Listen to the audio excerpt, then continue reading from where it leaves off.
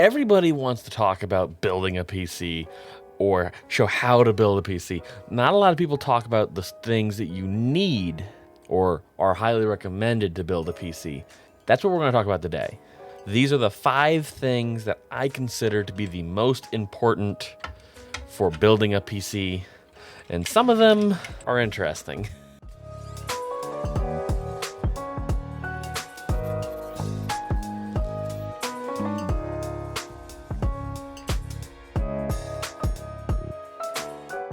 Before I get on, don't forget to like the video if you like the video and subscribe to the channel. Also, link is down below to the merch store.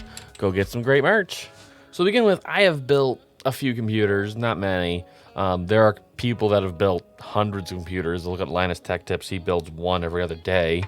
Everybody has their own set of tools that they consider to be the important parts of building a computer. We'll start with a very basic one, screwdriver. Screwdriver is a very important one. My favorite part about this one, though, is that it has multiple bits for in case I need something.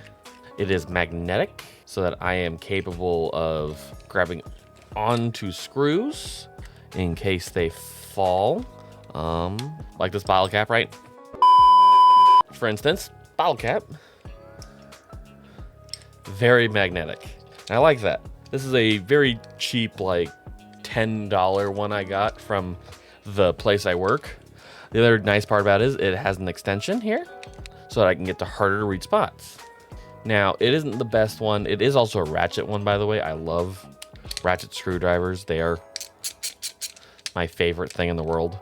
There are some problems with it. I don't like that it wiggles like this. Like, you can see it kind of, the middle part here, the shaft and everything, it wiggles. But it's a $10 screwdriver. It does what I need it to, and that's all that matters to me. Now, most of you are going to say, that's not too weird. That's pretty normal. And yes, it is. It is pretty normal for your most important part to be a screwdriver. My second one is only one I've started to decide is important after a couple of builds. This headlamp.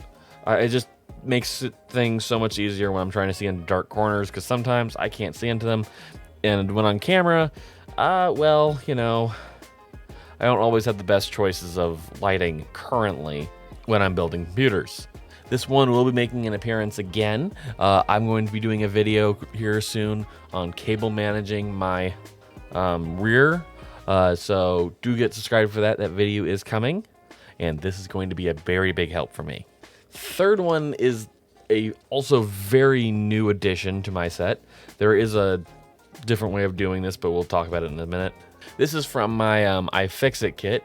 You would strap this to either your arm, wrist, in general, really anywhere on your arm, or on your foot. Clamp this part to a power supply that is plugged in and turned off, and you are grounded.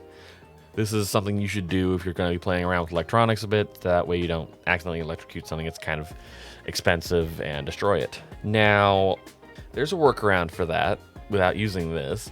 I just prefer this because it's a little simpler and kind of out of sight, out of mind. How I would use this, we'll start with that, is power supply, plug it in, turn it off, and then put this on your foot and clamp this puppy down to the power supply. That way it doesn't get in your way while you're building, if you have it on your hand or your arm, which could get annoying. The other way is simply just to do the same thing with the power supply, have it on the table next to your build, and every time you take a movement, like move with your feet and make static electricity build up, you would touch the power supply before touching the rest of the computer. You could also just have that power supply in the computer, which is what I do as well. This is the first one was an option. The second one is the option I do. I have it in my computer, that way it grounds the entire case, and that way the case is grounded. Everything should be fine. It's kind of theoretical, but we're good. This is my parts tray. I got a big chungus one because sometimes I don't know what I'm taking apart, and there can be a lot of screws in some. That should do it. I think I was a little too washed out. I think you guys like that a bit more. But these are really nice. They're honestly, you can get them at most stores that have any kind of hardware selling. And then to make things easier, get an expo marker, mark down on this, what they are from, where they are from. So if you're taking apart, say, a laptop, which can have different kinds of screws depending on what you're taking out, that could be a really big lifesaver. The fifth and final one is a bit of an odd choice by me, I believe, but it makes sense. A keyboard.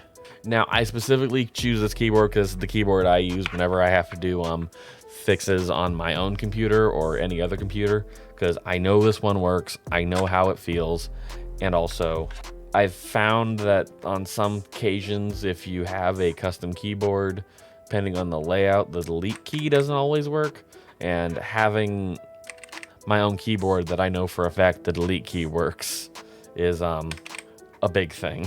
Can't trust everybody to have really good handle on their hardware or software. And the only reason I consider this to be a part of the build is because of the setup afterwards for your operating system, being it Linux or Windows, BIOS settings, because you will need a keyboard to get into that, and just general things where you're setting things up and you need a keyboard. Just one that you know and trust is really nice.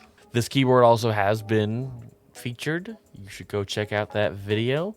I should leave a little thing right up in the corner here for you guys to see. It's a really good video. Probably have already left it, to be honest, so this is just a good reminder. Like I've said, though, everybody has their own preference on what tools they think they will need for building computers. Everybody agrees on the screwdriver, though. Who can't agree on a screwdriver? However, I have seen some people use drills or even electric screwdrivers, and I get worried when I see that. It might just be me. I just don't trust it. Everybody has their own personal preference. For any preference you guys have on what tools you use, leave a comment down below. I would love to see all the different tools that people use to build computers. So I'm sure there's actually even ones I haven't thought of. I know The Verge said that, I think they said use tweezers, and honestly, sometimes that has actually been helpful for me. I've had to use a tweezer to get a screw out of some things that I couldn't find. Well, everybody, I hope you guys enjoyed this video. I hope you guys found it helpful. Leave a like down below if you liked the video, and subscribe to the channel. Also, link is down below to the merch store. Go get some great merch. If you guys enjoyed this video, how about you go check out the iFixit video I did a little bit ago. It was more or less just comparing this to an off-brand offering I found and seeing how much this kind of beat it.